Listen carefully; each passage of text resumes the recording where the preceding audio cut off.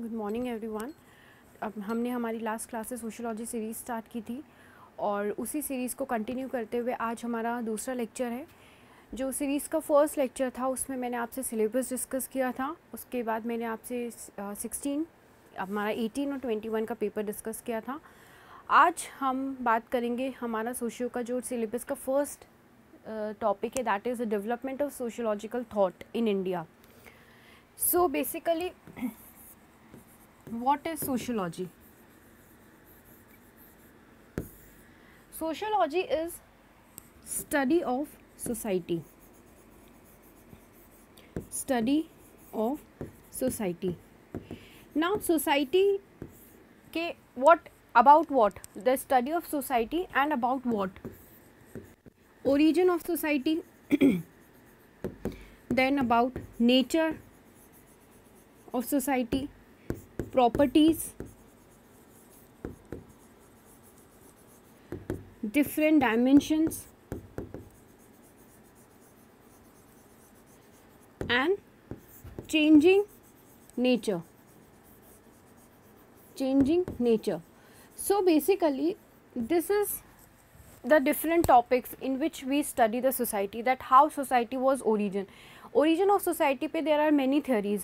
For example, we have the functional theory, we have the organic theory, then about the nature, about the properties, about the different dimensions of the society, and changing nature. Changing nature means sociology, the study of society is changing, society in itself is changing, so how it is evolving with the different of time. If we'll see 19th century, during the industrial revolution, the topics of discussion of society were different. Then post independence or after era of 1960s to 1970s, the discussion of topics were different. Then after 1991, that is when there was hegemony of USA, then the topics started to change. Now there are different topics. So basically there are different phases, and in every phases we have different topics to discuss. ठीक है, so this is sociology. Sociology means the study of society, and about what? About how the society has originated, what is the nature, what is the property, what are the different phases in which society has evolved as a subject, and how that in contemporary times the sociology is evolving into a very different subject. What are the challenges which has been faced by sociology as a subject? So this is first. Now sociology is sometimes called the child of age of revolution. Now how sociology has originated? There are various different theories about it. Three important revolutions. Why we call sociology as the age of revolution? Because if we see that now we are talking, if during this time or during the age of enlightenment, after enlightenment, there were many topics which erupted when we started thinking. Why we started thinking? Because rationalism erupted. Now individual was more important than the communitarian ideology. Now we were questioning the things, we were questioning the political setup, we were questioning the religious setup, and when different things happen, for example, you know, the scientific enlightenment is a scientific revolution. Why it was a scientific revolution? Because the people were demanding more rationalism, people were demanding more humanism, they were questioning the religion, they wanted that the political sovereignty should be there, they don't want the interference of religion in politics. So the scientific revolution, there were many scientific development happened. For example, Kepler's law came, Newton's law came, so different Galileo discovered the telescopes and everything happened. So the people started having the inner conscience, they wanted to find themselves. Then we have the second important revolution was French Revolution. French Revolution was important because the concept of nation states came, the concept of political sovereignty came, that is the politics is what which is being directly coming from the people, and there should be political sovereignty. Sovereignty means that there should not be any interference of popes or religion etc. into the politics, and nation states mean the nation comprises of the people who wanted how that particular country should run. And finally the industrial revolution. You know that industrial revolution से basically इस revolution की वजह से क्या क्या changes हुए थे. This revolution leads to the formation of two class, that is the capitalist class and the liberal class. What was the capitalist class? The bourgeoisie class and the proletariats. And industrial revolutions has many different kind of impacts, social impacts. Because of it urbanization happened, ठीक है, because of it one side urbanization happened, then there was migration was happening from rural society, people were coming to migration, colonialism was happening. So what is the status of people living in colonies? So these were the revolution, and because of these revolution the society developed. The society developed because the society now started now questioning the authorities. पहले क्या था, medieval era में देखोगे, अगर आप ancient era में देखोगे, so there was no questioning, no any king has said that was the ultimate rule, ultimate law. The king has said something, that was the ultimate law. Now nobody was questioning. Scientific development was no there. ठीक है, religious texts होते थे, religious scriptures होते थे जिन पे हम focus किया जाता था. People were asking question from the authorities कि if you are doing it, why we are doing it? If you should do it like that. Political involvement should not have, religion should not have political involvement, politics should be sovereign. Industrial revolution आया, then they demanded, then urbanization happened, then that migration happened.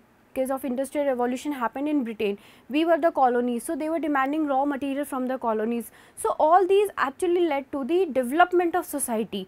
And जो sociology में जो different phases थे, उनका growth हुआ, उनका development हुआ. So first we see the Enlightenment. So during the late 17th and 18th century, Western Europe saw the emergence of radically new way of thinking about the world.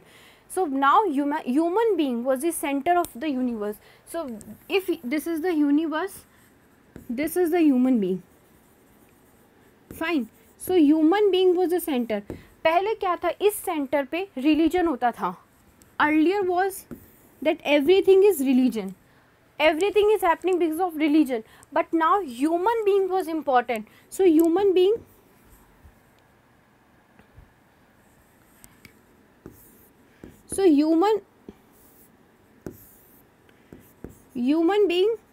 was at the center. Human being की वजह से क्या हुआ, rational thoughts आए, ठीक है. सो rational thinking I develop हुई. Rational thinking किसकी वजह से डेवलप हुई? Because human being was at the centre. So everything was happening because of human being. और हमें हर चीज़ को देखना है ह्यूमन बीइंग को पर्सपेक्टिव को लेके कि एक इंसान के लिए क्या अच्छा है. रीज़न करना है तो एक इंसान अगर रीजनिंग हो तो वो उस इंसान को एक पर्टिकुलर इंडिविजुअल को इम्पैक्ट करना चाहिए, और पॉजिटिव इम्पैक्ट किस तरह से होगा. So this was everything about enlightenment. Philosophy was that the human being as the center of the universe and rational thought as the center or feature of human beings.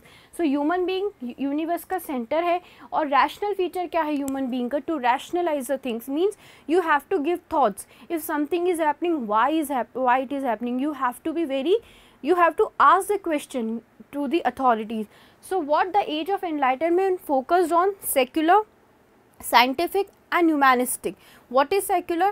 That apart from religion हमें बात करनी है.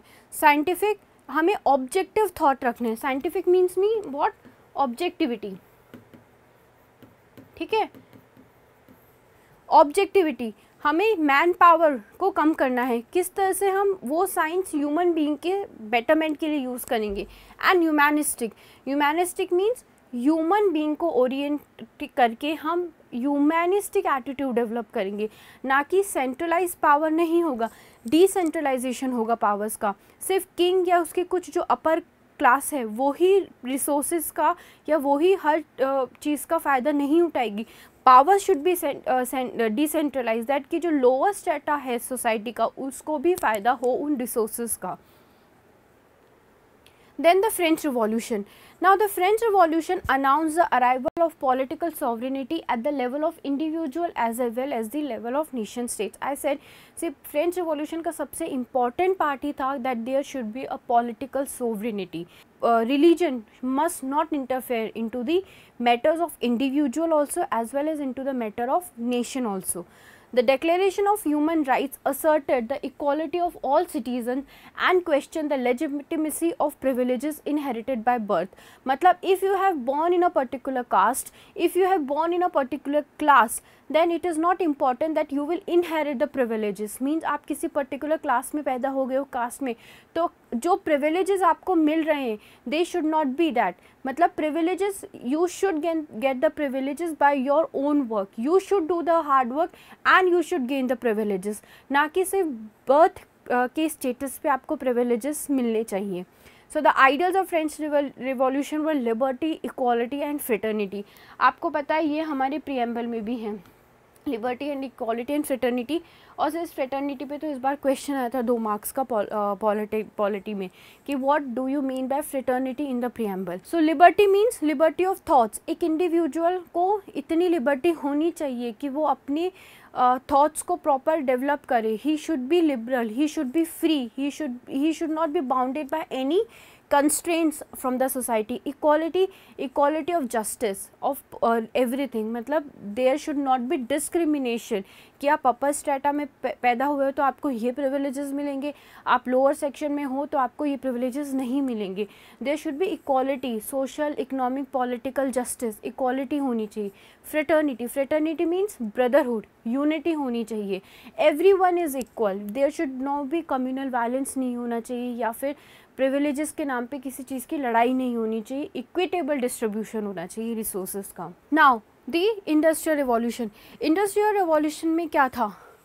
Raw materials were coming from the world. ठीक है, डिमांडफुल raw material, जो भी colonies से raw material आता था. Britain, you know industrial revolution, who was the epicentre? Britain was the epicenter of IR, that is industrial revolution. So what happened? From the colonies they were getting the raw materials, their demands were full. उसकी वजह से production increase हो रहा था. Production हो रहा था और प्रोडक्शन बढ़ाना तो क्या हुआ? लेबर डिमांड हुई. लेबर डिमांड होने की वजह से अर्बनाइजेशन हुआ. क्यों? क्योंकि people were migrating to urban cities. Labour demand क्यों हुआ? क्योंकि रूरल सोसाइटी थी. रूरल सोसाइटी से people were migrating to the cities. Understanding? Labour demand की वजह से people were migrating to the cities, that was leading to the urbanization, or rural say people were moving to the cities, which was leading to the urbanization. So this was happening and all these were leading to the formation of the modern states. Now जब industrial revolution आया तो उसकी वजह से कुछ और भी problems develop हुई. There was division of people into 2 classes, that is the capitalist class and the liberal class. Marx ने इनको क्या कहा था कि capitalist were the bourgeoisies class and they were the proletariat class. ठीक है. नाउ व्हाट हैपेंड दैट धीरे धीरे क्या होगा, कैपिटलिस्ट स्टार्ट करेंगे प्रॉपर्टी वेल्थ को सेंट्रलाइज करना, और जबकि लेबरर क्लास थे they were doing the hard work, but जो रिसोर्सेज है उनको उस इतना डिस्ट्रीब्यूशन नहीं हो रहा था, उस प्रपोर्शन में डिस्ट्रीब्यूशन नहीं हो रहा था जितनी वो मेहनत कर रहे थे. देन मार्क्सिस्ट आइडियोलॉजी के मार्क्सिस्ट ने क्या कहा कि एक ऐसा टाइम आएगा तब एक कम्युनिस्ट रिवॉल्यूशन होगा, तभी लेबरर क्लास क्या करेंगे, पूरी कैपिटलिस्ट क्लास को ख़त्म कर देंगे. So because of this then Marxist sociology concept came. Then during this industrial revolution के टाइम पे सोशियोलॉजी के फेवरेट टॉपिक्स क्या होते थे? To learn urbanisation. ठीक है, अर्बनाइजेशन को पढ़ना, कैपिटलिज्म को पढ़ना, liberal. So these were the during that time sociology के ये मेन फोकस या मेन एरियाज होते थे to be discussed. Now development of sociological thought in India. So अभी तक हमने क्या कहा कि सोशियोलॉजी एज ऑफ रिवॉल्यूशन है, और सोशियोलॉजी एज ऑफ रिवॉल्यूशन क्यों है? Because development of sociology as a subject में कुछ इंपॉर्टेंट रिवॉल्यूशंस ने पार्टिसिपेट किया. रिवॉल्यूशंस ने क्यों? क्योंकि रिवॉल्यूशन कहीं ना कहीं एक थिंकिंग को डेवलप कर रहे हैं, और वो थिंकिंग क्या है? That we want equitable distribution of resources, we want individualism, we want scientific development, we want humanistic approach, we want secular approach. So these all led to the development of society, and society as a sociology as a subject developed. Now development of sociological thought in India. So according to M.N. Srinivas, he is a very important sociologist in India. And Penny, the growth of sociology in India fall into three phases. First phase is the period between 1773 to 1900 AD. That is it is the era of pre-independence. ठीक है, it is a pre-independence era. ठीक है. Then second phase, that is 1951 to 1950 AD, where they became professionalized. So the first phase is 1773 से 1900, जब sociology की India में foundation रखी गई. अभी आगे हम पढ़ेंगे कि फर्स्ट फेज में क्या क्या इशू टॉपिक्स पे सोशोलॉजिस्ट ने बात की थी. 1900 से 1950 का जो एरा है, during that time they become professionalise. Means क्योंकि अगर अभी हम आगे पढ़ेंगे तो आप देखेंगे इस टाइम पे काफ़ी यूनिवर्सिटीज़, जैसे बॉम्बे यूनिवर्सिटी है, मैसूर यूनिवर्सिटी है, कलकत्ता यूनिवर्सिटी है, वहाँ पे सेपरेट डिपार्टमेंट्स बनने लगे सोशियोलॉजी के. So once they became department, जब यूनिवर्सिटी में बना, मतलब लोग बच्चों को पढ़ाया गया वहाँ पे एक प्रोफेशनल तरीके से. When they came out of the university they started working on the different areas of sociology. So during this time they become professionalized.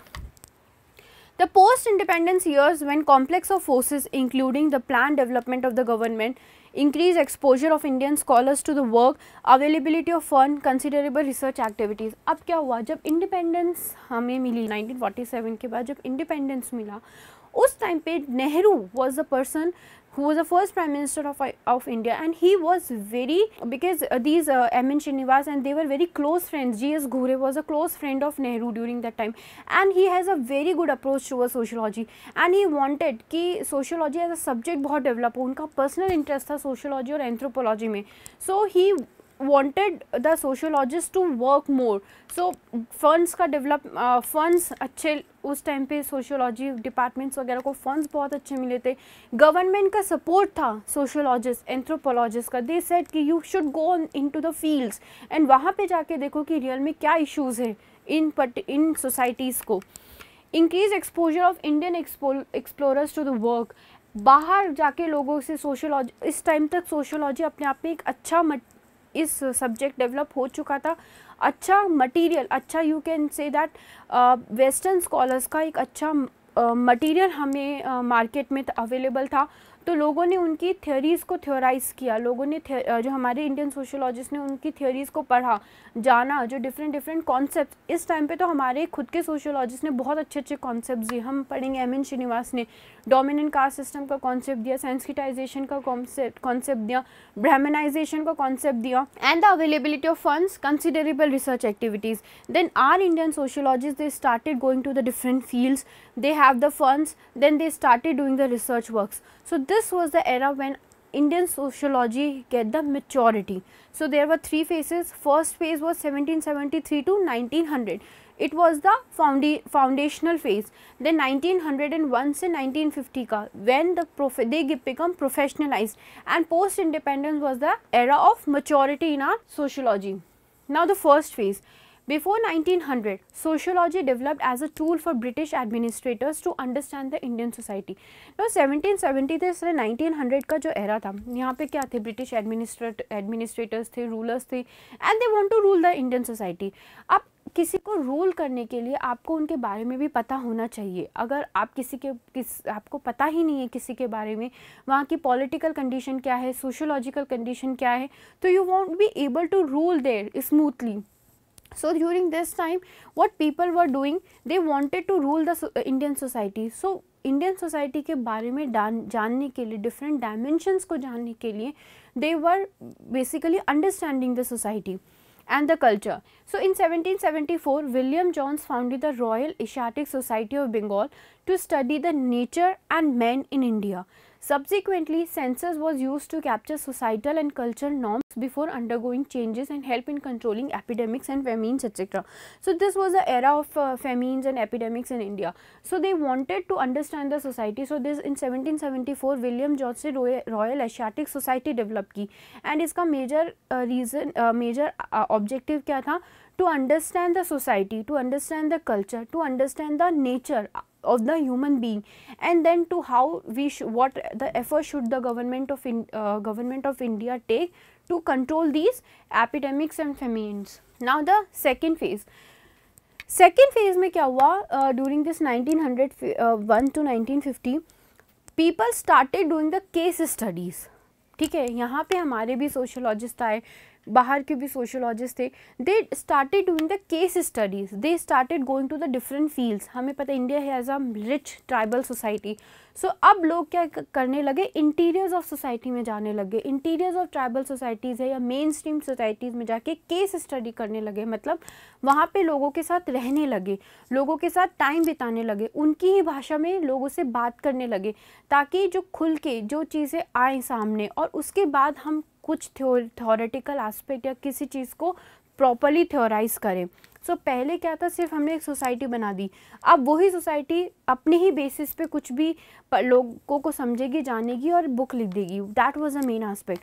But second phase में people started moving towards the cities, they started moving towards the different fields. वहाँ पे लोगों के साथ समय बिताने लगे, बात करने लगे, उनकी प्रॉब्लम्स को जानने लगे, और उसके बाद अपने अपने डिफरेंट एस्पेक्ट्स वो लिखने लगे कि कैसे उनकी प्रॉब्लम्स का सल्यूशन किया जा सकता है, गवर्नमेंट किस तरह से उनकी प्रॉब्लम्स को सॉल्व कर सकता है. So beginning 20th centuries, professional sociologist like Herbert Risley ने ट्राइब कास्ट कंटिन्यूम का एक कॉन्सेप्ट दिया था. Brown, Andaman island, R.C. Brown, he is R.C. Brown, ठीक है, this is R.C. Brown, and Rivers in the Nilgiri Toda started working in India on different aspects of tribe.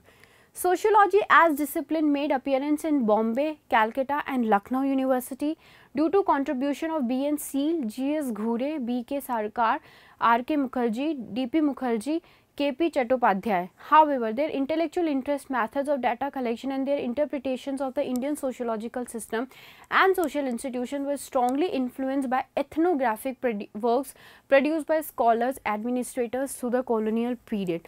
Now, what is this ethnographic? Ethnographic work क्या होता है, कहीं हम गए, जैसे ये डिफरेंट एडमिनिस्ट्रेटर्स थे, जैसे हर्बर्ट रिस्ले है, R.C. ब्राउन है, दी रिवर्स हैं.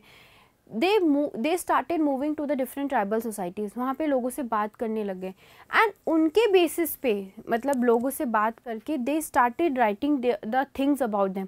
सो एक एथनोग्राफी बना था, मतलब a kind of document they presented that these are the things we visited, these are the issues with the society, people they have what kind of attitude they have.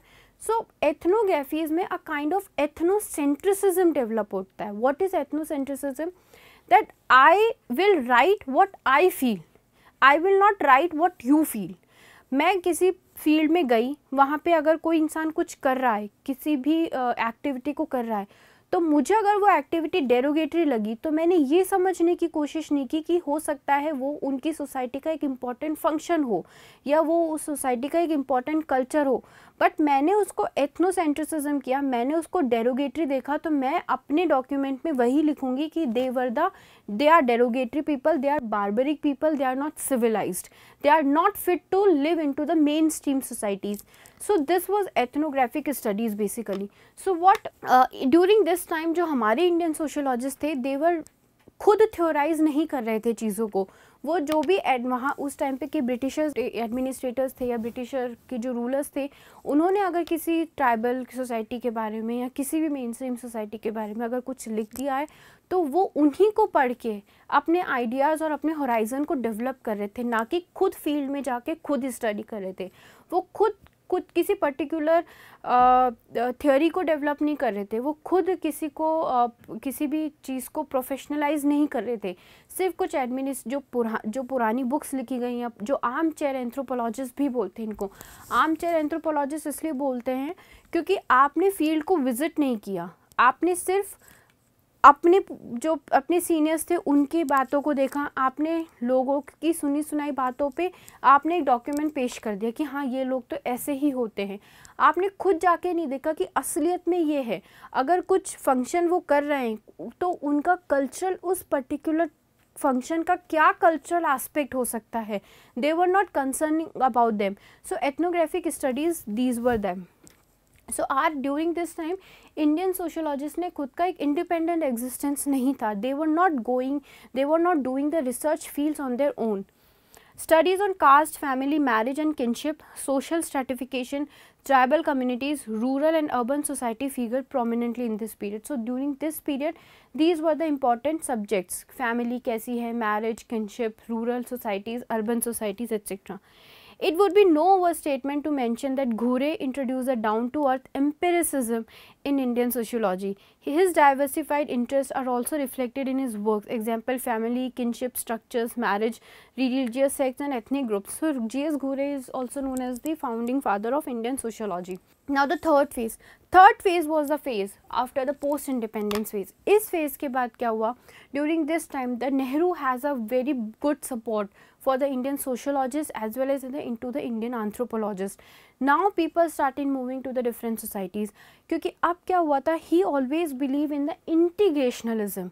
Nehru हमेशा चाहते थे कि societies integrated हो, मतलब एक दूसरे से connected हो. He never wanted tribal society को भी उन्होंने आइसोलेशनिज्म नहीं चाहते थे. मतलब होता है ना, tribal society main stream society से हमेशा अलग ही नहीं है. तब भी during that times Nehru wanted कि instead of isolationism tribal society should get integrated into the main stream society. तो उसके लिए उन्होंने G.S. घोरे, M.N. श्रीनिवास इनको कहा कि आप अलग अलग फील्ड्स में स्टडी करो और देखो कि क्यों tribal societies main stream society से इतना शाय हैं, और अगर ट्राइबल सोसाइटी को मेन स्ट्रीम सोसाइटी से इंटीग्रेट करना है तो कौन कौन से स्पेसिफिक एरियाज़ हैं जिन पे हमें बात करनी पड़ेगी. इसी टाइम पे एक बहुत इम्पॉर्टेंट कॉम्प्लेक्स दिया गया था, that was nature man complex. Nature man complex में दिया था कि ट्राइबल सोसाइटी अपने नेचर को छोड़ के नहीं जाना चाहती हैं, क्योंकि उस टाइम पे नेहरू वांटेड कि they should both the main stream society and tribal society they should get integrated. But उस टाइम पे फिर काफ़ी सोशोलॉजिस्ट ने जब फील किया, नेचर मैन कॉम्प्लेक्स आया, तब आया कि they should be isolated only because उनके और भी कल्चरल एस्पेक्ट है, सोशल एस्पेक्ट है जिन्हें हमें रिस्पेक्ट करनी चाहिए. So what was the third phase? The phase of expansion of sociology began in 1952 with several factor accounts in its growth. The policy makers of independent India pursued objective of economic regeneration and social development, and they recognized the role of the social sciences in attaining the objective of national reconstruction and development. अभी हमने बात करी. Now they believe in social engineering and social policy sciences.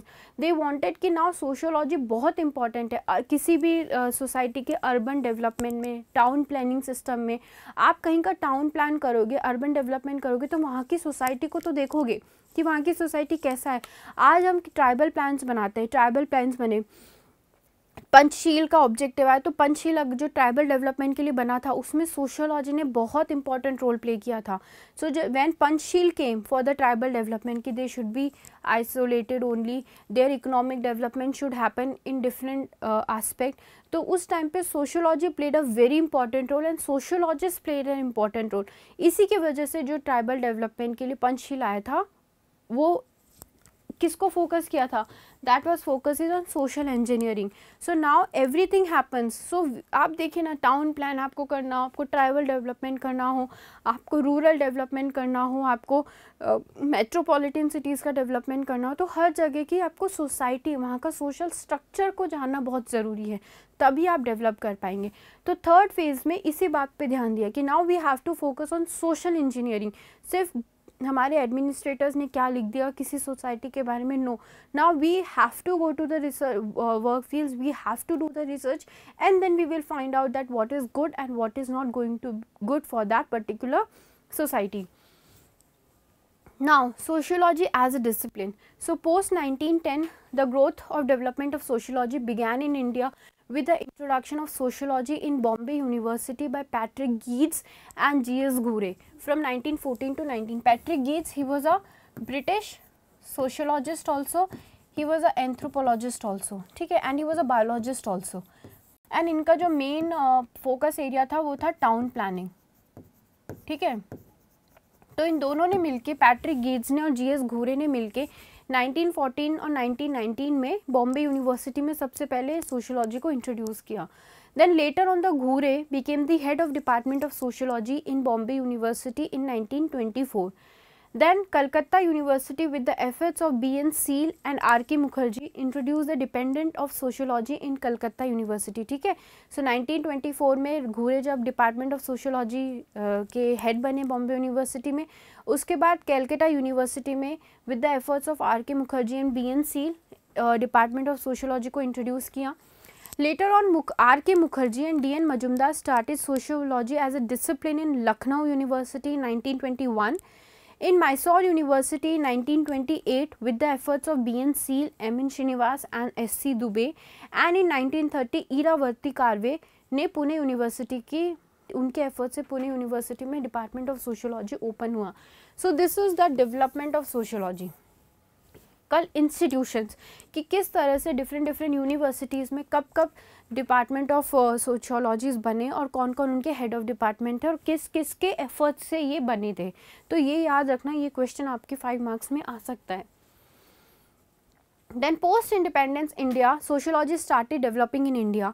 In 1951, Department of Sociology of Bombay University established Indian Sociological Society and 1952 Sociological Bulletin was issued. So now 1951 में जो हमारा sociology का department था Bombay university में, उन्होंने एक sociological society बनाई. So now this society was focusing on जितने भी इंडिया के उस टाइम पे सोशियोलॉजिस्ट थे, they were the part of this society. कितना फंड जाना है, क्या क्या स्टडीज़ होनी है, किन किन एरियाज़ पे फोकस करना है, तो everything was being decided during this time by this society.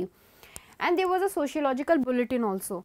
19 bulletin means a kind of एक पत्रिका डेवलप होगी कि हाँ ये इन पार्ट्स पे काम किया गया, ये चीज़ें हैं, ये डेवलपमेंट हुए हैं सोशियोलॉजी में. During 1960s and 1970s, the Indian sociological had given more focus to study the rural culture, urban societies and industrial sociology. During this period, the more emphasis was to understand the agrarian structure of rural India, the growing problems in urban India and the rising industries in India. So 1960s-70s के time पे जो main issues थे वो क्या क्या थे? Urban problem, क्योंकि आपको पता है इंडिपेंडेंस के बाद रूरल एरिया से लोग अर्बन एरियाज़ में शिफ्ट होने लग गए. तो अर्बन एरियाज़ की खुद की प्रॉब्लम हुई. क्या क्या हुआ? एक्सेसिव पॉपुलेशन डेवलप हुआ, एक्सेसिव पॉपुलाइजेशन हो गया एरिया का. ठीक है. उस टाइम पे प्रॉपर टाउन प्लानिंग नहीं थी. ठीक है. वेस्ट जो सिस्टम था हमारा ड्रेनेज सिस्टम था वो प्रॉपर नहीं था. सो अर्बन की अलग ही प्रॉब्लम थी. स्लम्स का प्रोलिफरेशन हुआ जो कि आज भी मेजर एक प्रॉब्लम है. आप देखोगे तो स्लम स्टार्टिंग प्रोलिफरेटिंग. सो अर्बनाइजेशन की अलग ही प्रॉब्लम हुई. पॉपुलेशन बहुत ज़्यादा बढ़ने लग गई, तो जिसकी वजह से क्या क्या प्रॉब्लम्स हुई वहाँ पे एक्सेसिव ओवरलोडिंग होने लग गई. टाउन प्लानिंग नहीं थे, ड्रेनेज सिस्टम प्रॉपर नहीं था, स्लम्स बढ़ने लग गए. उनकी वजह से डिजीज़ होने लग गई, फेमीन्स आने लग गए, viral disease, mosquito disease, malaria, dengue etcetera. They started cholera, मतलब बहुत वाइड स्प्रेड में वो फैलने लग गए. देन राइजिंग इंडस्ट्रीज़, ये इंडस्ट्रियल डेवलपमेंट का भी पता है. 1951 और इस टाइम पे आपने देखा होगा काफ़ी सारे मॉडल्स आए थे, महल, नॉबिस मॉडल्स एट्सेट्रा, जिन्होंने इकोनॉमिक डेवलपमेंट पे बात की. तो इंडस्ट्रियल डेवलपमेंट हो रहा था. तो इंडस्ट्रीज़ की वजह से नेचर में क्या इम्पैक्ट आ रहा था, क्योंकि बहुत ज़्यादा गार्बेज हो रहा था, नदियों में पानी जा रहा था. और इंडस्ट्रीज़ के डेवलपमेंट की वजह से और लोग रूरल सोसाइटी से अर्बन सोसाइटी में आ रहे थे. तो रूरल एरियाज़ में क्या हुआ, लोग बाग पीछे होने लगे. वहाँ का इकोनॉमिक डेवलपमेंट क्या हुआ, एक तरह से ख़त्म होने लग गया. सो these were all the problem. Rural India का स्ट्रक्चर किस तरह से चेंज होने लग गया. The Indian sociology during 1980s and 90s have given more focus to the study technology, sociology of globalization, social change, secularism, national integration, ecology, media and society. अब आप अगर बात कर देखोगे तो 80s और 90s का एरा क्या था. उस टाइम पे बहुत ज़्यादा इंटीग्रेशन होने लग गया.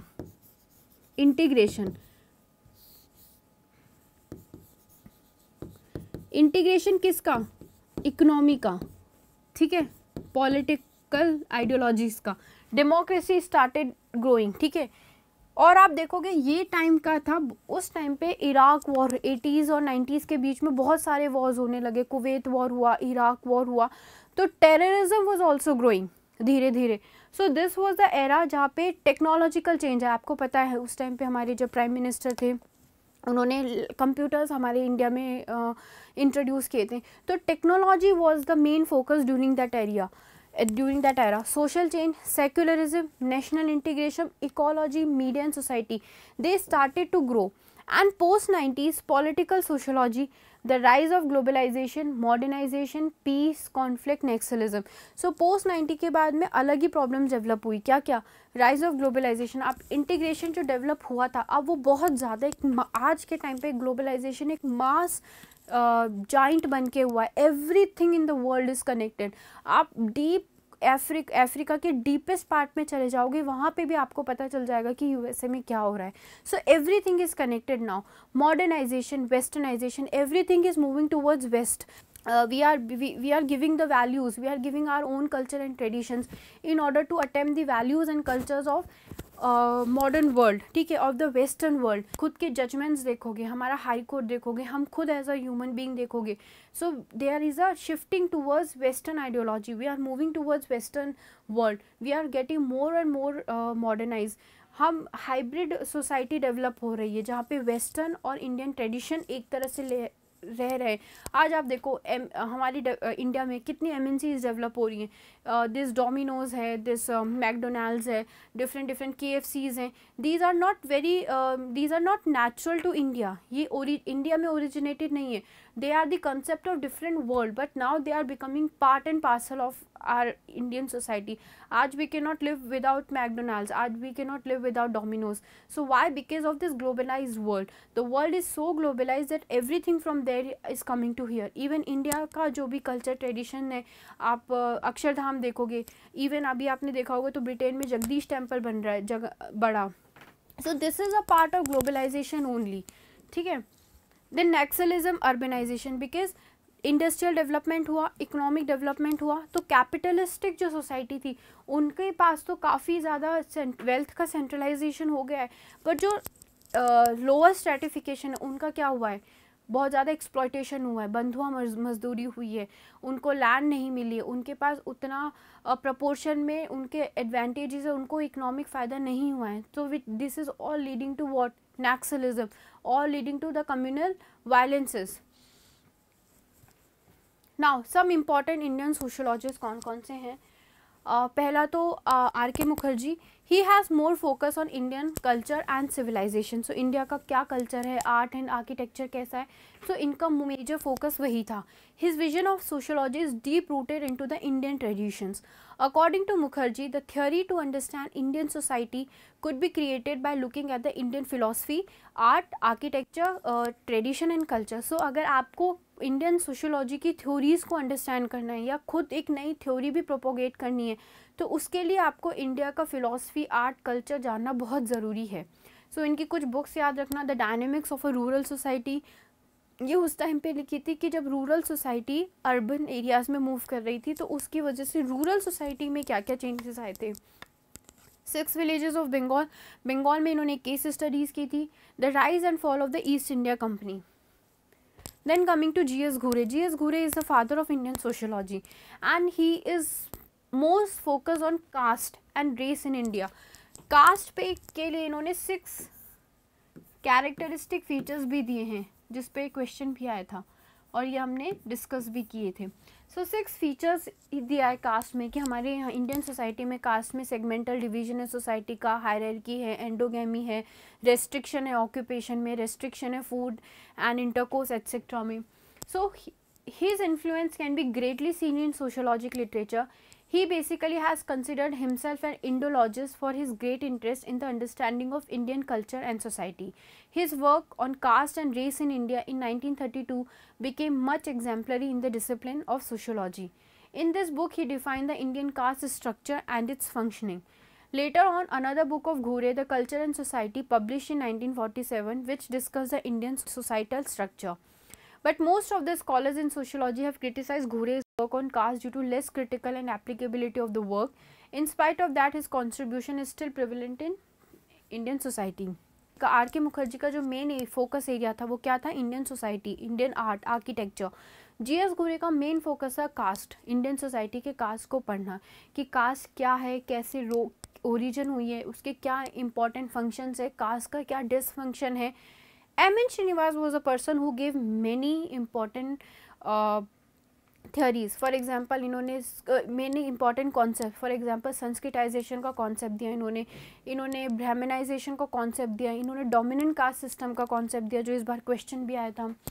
M.N.. Srinivas had defined Indian society through structural functional approach. Structural functional approach क्या होती है, that what is the structure of society और वो क्या फंक्शन प्ले करता है। स्ट्रक्चरल फंक्शनल अप्रोच ये एंथ्रोपोलॉजी में भी काम आता है। Basically what is the structure of society और ये स्ट्रक्चर किस तरह के इंपॉर्टेंट फंक्शंस प्ले करता है फॉर इट्स एग्जिस्टेंस, इसको हम कहते हैं structural functional approach. His work on religion and society among the Cogs of South India, published in 1952, became huge famous and is still considered relevant in sociology. In his another book, Social Change in Modern India, मतलब modern India में क्या क्या social changes आए हैं, which was published in 66, has explained the concept Brahmanization, Sanskritization, Westernization and Secularization. ये बहुत important है, ये हम नेक्स्ट जो क्लासेस आएंगी उनमें पढ़ेंगे। ब्राह्मणाइजेशन क्या है, सेंस्क्रिटाइजेशन, वेस्टर्नाइजेशन एंड वेस्टर्नाइजेशन आपके टॉपिक में है, आपके संस्कृताइजेशन भी है, सेक्युलराइजेशन भी हम पढ़ेंगे क्योंकि इस पर क्वेश्चन आता है और आपने पढ़ा ही था कि सेक्युलराइजेशन ने किस तरह से रिलीजन को इम्पैक्ट किया। ये 5 नंबर का एक क्वेश्चन आया था सोशियोलॉजी में। Sanskritization is what, that we are giving our own, मतलब when the lower strata they give their own ideas, beliefs, culture and tradition to gain the higher status, that is Sanskritization. Westernization मतलब होता है that we are moving towards Western society, we are giving our own culture, ideas, we are adopting the values of Western society, Western world, that is Westernization, जिसकी वजह से खूब changes आए। Society से देखो आप, आइडियाज़, आइडियोलॉजी देखो, हम पूरी तरह आज वेस्टर्न वर्ल्ड है। We are speaking in English, English is not an Indian language, right? It has been adopted from the Western world. We are wearing the different clothes. We are moving towards everything. हमारी food habits बहुत change हो गए हैं, हमारा metropolitan पूरा जो एक era है वो पूरा चेंज हो गया। We are moving towards western world. Secularization means that we are reasoning now, we are questioning the religion, we are objectifying the religion. Everything जो हम रिलीजन में है तो हम ऑब्जेक्टिव वैल्यूज़ देख रहे हैं। अगर कुछ रिलीजन में कुछ कहा गया है तो उसका साइंटिफिक रेलेवेंस हम जान रहे हैं कि उसका क्या साइंटिफिक बेस है। अगर वो चीज़ एग्जिस्ट कर रही है तो क्या आज के टाइम पे वो कंसिस्टेंट है, और अगर नहीं है तो उसको हट जाना चाहिए या उस रिलीजियस थॉट या आइडियोलॉजी को हमें ख़त्म कर देना चाहिए। तो this is what secularization. A.R. Desai, he was a Marxist scholar. Marxism की आइडियोलॉजी क्या थी? Basically there are 2 different classes. Industrial revolution हुआ तो 2 डिफरेंट क्लासेस बनी, that is the bourgeoisie class. Karl Marx ने कहा कि एक क्लास तो कैपिटलिस्ट क्लास है, that is the bourgeoisie class, and they are the next is they are the proletariat, they are the liberals. सो बोर्जियोसीज ने इतना ज़्यादा इकोनॉमिकली प्रोलेटेरिएट और लेबरल क्लास को इतना ज़्यादा दबा दिया है या फिर इनका इतना इकोनॉमिक एक्सप्लॉयटेशन किया है कि ये एक बार कम्युनिस्ट रिवॉल्यूशन करेंगे और उस रिवॉल्यूशन में क्या होगा कि सारे कैपिटलिस्ट ख़त्म हो जाएंगे और liberal class will rule. That is a Marxist ideology. He is a Marxist scholar, has also contributed in the origin and development of sociology in India. He was interested in the study of peasants, social movements, Indian national movements, etc. He has critically looked into the transformation of Indian society and social background of Indian nationalism. He used Marxist method of historically dialectical materialism, that is कि how materialism has changed our Indian society. His emphasis was to study the Indian society through Marxian approach and methods.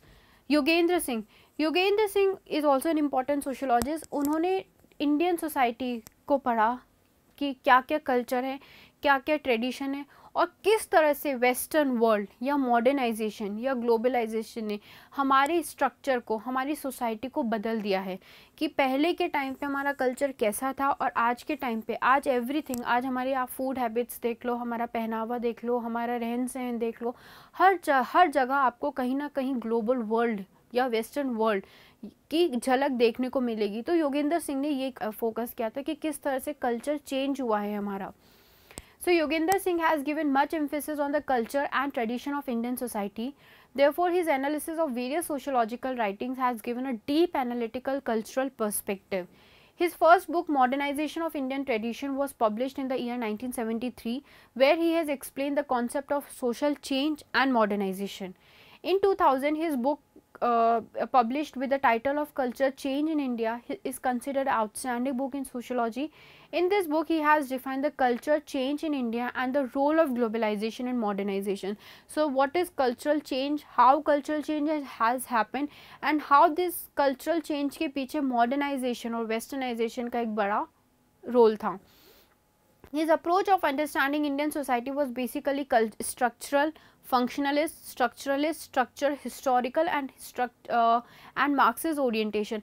So ये सब क्या है, ये anthropology में काम आती है, ये आपको इतनी ज़रूरत नहीं है पढ़ने की सोशियोलॉजी में कि क्या स्ट्रक्चरल थियोरी है, क्या फंक्शनल थियोरी है. Now, Iravati Karve is the first, she is considered as the first Indian female sociologist, ठीक है. तो she was also pioneering Indian sociologist. ये महाराष्ट्र से थी and ये GS घूरे की स्टूडेंट थी and she is considered as in first of Indian female sociologist. So इनकी बुक थी किनशिप ऑर्गेनाइजेशन इन इंडिया. इन्होंने किनशिप पे बहुत काम किया था. किनशिप होता है ना भाई, किस तरह से फैमिली ट्री है, जीनियोलॉजी क्या है, उस पे इन्होंने बहुत बातें की थी. तो किनशिप ऑर्गेनाइजेशन कैसा है. युगांता इज़ बेसिकली जो महाभारत के जो डिफरेंट रोल कैरेक्टर्स थे उन पे इन्होंने बात की थी कि किसकी क्या मनस्थिति थी उस टाइम पे, किसने क्या रोल प्ले किया, कि अगर ये नहीं होता तो क्या हो सकता था. इस तरह की इन्होंने बहुत, it is one of the masterpiece. Yuganta आप सबको पढ़नी चाहिए if you can do it. Hindu society, Maharashtra, the land and people, ये इनकी बुक्स थी. नाउ ये कुछ क्वेश्चंस हैं. तो अभी तक हमने पढ़ा सोशियोलॉजी कैसे डेवलप हुई है फेजेस में. पहली बात, इंडिया में किस किस फेजेस में डेवलप हुई है, इम्पॉर्टेंट क्या क्या एरियाज़ ऑफ कंसिडरेबल पॉइंट्स थे कि किन किन एरियाज़ पे इंडिया में बात हुई है, ठीक है, और क्या क्या फेजेस थे. उसके बाद हमने कुछ इंस्टीट्यूशंस देखे कि कौन कौन सी यूनिवर्सिटीज़ में कब कब डेवलपमेंट हुआ. उसके बाद हमने कुछ इंडियन सोशियोलॉजिस्ट पे बात की. कुछ इंडियन सोशियोलॉजिस्ट को ध्यान रखना, उनकी एक एक दो बुक ज़रूर ध्यान रखना. उन्होंने किस किस मेन फोकस एरिया पे बात की थी वो भी ध्यान रखना, क्योंकि क्वेश्चन आ सकता है. सो 2 मार्क्स में ये क्वेश्चन प्लीज़ आप अटेम्प्ट कीजिएगा. Name any 4 sociologist from India, ठीक है. Contribution of M.N. Srinivas to Indian sociology. Who was the first female sociologist of India? Name few institutions working in the development of sociology in India. Then name few journals of sociology in India. Who is considered as the father of Indian sociology? Name his book also. ठीक है, तो ये आप 2 number में attend कीजिएगा. Then 5 marks में question है, discuss the development of sociology in India. अब यहाँ पे आप पूरी तरह से डेवलपमेंट बताओगे कि पोस्ट प्री 1773 से 1900 के टाइम पे क्या था, देन 1900 से 1950 के टाइम पे क्या था, और पोस्ट 50 के टाइम पे क्या था. तो इस क्वेश्चन में क्या करना, 3 फेजेस है, 1773 to 1900, then 1900 to 1950, then 1950 post, ठीक है. तो जब 1900 से 1950 करोगे ना, इसी टाइम पे आप जो इम्पोर्टेंट यूनिवर्सिटीज़ आई थी, देन बॉम्बे यूनिवर्सिटी थी, कलकत्ता यूनिवर्सिटी थी, मैसूर यूनिवर्सिटी थी, ये सब इसी फेज़ में लिख देना, ठीक है. सो इस क्वेश्चन में जब 1773 से लिखोगे 1900 में कि Asiatic Society of Bengal develop हुई थी, इस टाइम पे क्या क्या एरियाज़ ऑफ फोकस थे. 1900 से 1950 का जो सेकेंड फेज़ था उस टाइम पे एरियाज़ ऑफ फोकस क्या थे. इसी टाइम पे इंस्टीट्यूशनल डेवलपमेंट हुए थे. बॉम्बे यूनिवर्सिटी बनी में, Calcutta university, Mysore university, Poona university, and post 1950 में क्या क्या डेवलपमेंट या क्या क्या एरियाज़ ऑफ फोकस थे. तो ये इस तरह से आपको ये क्वेश्चन अटेम्प्ट करना है. How sociology has evolved with time in India? Definitely the answer will be the same कि 1773 से 1900 के बीच में क्या था, फिर 1900 से 1950 के बीच में कैसे डेवलप हुई है, और पोस्ट 1950 में कैसे डेवलप हुई है. So the question is different, question की लैंग्वेज डिफरेंट है, बट आंसर दोनों क्वेश्चन का सेम ही है. How the western revolution has impacted the development of sociology as a subject in India. तो यहाँ पे आपको लिखना पड़ेगा कि इनलाइटनमेंट में किस तरह से इंडिया को इम्पैक्ट किया, इंडस्ट्रियल रिवॉल्यूशन ने किस तरह से किया, फ्रेंच रिवॉल्यूशन के एंटरटेनमेंट का हमने सेक्युलर ह्यूमैनिस्टिक अप्रोच है उसको हमने इंडियन सोशियोलॉजी में इनकॉर्पोरेट किया है। फ्रेंच रिवॉल्यूशन के जो आइडियाज़ है फ्रेटर्निटी, इक्वालिटी, लिबर्टी, वो हमने हमारी सोशियोलॉजी में इनकॉर्पोरेट किया है। इंडस्ट्रियल रिवॉल्यूशन में जैसे अर्बनाइजेशन हुआ, माइग्रेशन हुआ, ग्लोबलाइजेशन हुआ, इंडस्ट्रियल डेवलपमेंट हुआ, इनको हमने किस तरह से हमारी सोशियोलॉजी में एज अ सब्जेक्ट इनकॉर्पोरेट किया है। So the answer of this question will be this. So how the western revolution has impacted the development of sociology as subject in India. Yes, ये क्वेश्चन है कि how the changes has led in the contemporary sociology, what are the challenges faced by the sociology as a subject now, कि आज के time में sociology as a subject, independent subject में के लिए क्या क्या चैलेंजेस को फेस कर रहा है। तो आप देखो कि नाउ अ डेज़ इंडिया में क्या है, लैक ऑफ फंड्स हैं, ठीक है, प्रॉपर क्लासेस, यूनिवर्सिटीज़ नहीं है, हेड ऑफ डिपार्टमेंट्स में रिसर्च एक्टिविटीज़ नहीं होती हैं, एक्सपोजर बाहर से इतना एक तो इंटीग्रेशनलिज्म अप्रोच नहीं है जहाँ पे हम बाहर की सोसाइटी को भी पढ़ सकें। ट्राइबल सोसाइटीज़ पे अभी भी बहुत वास्ट लेवल पे हमारे सोशियोलॉजिस्ट ने काम नहीं किया है। आज भी ट्राइबल सोसाइटी आइसोलेशनिज्म ही फेस कर रही है। क्यों अभी तक हम सोशियोलॉजी या सोशियोलॉजिस्ट ने उस सोसाइटी को इंटीग्रेट नहीं किया है? So this will be the answer of this question, ठीक है। So what are the different challenges faced by the sociology as a subject in contemporary India. So this is all about the topic that is development of sociology, sociological thought in India. इसमें से क्या क्या question आ सकते हैं मैंने आपको वो भी लिख दिया है, आप प्लीज़ ये क्वेश्चन अटेम्प्ट कीजिएगा। नेक्स्ट टॉपिक जो सोशियोलॉजी का रहेगा वो हम नेक्स्ट क्लास में डिस्कस करेंगे। Thank you so much.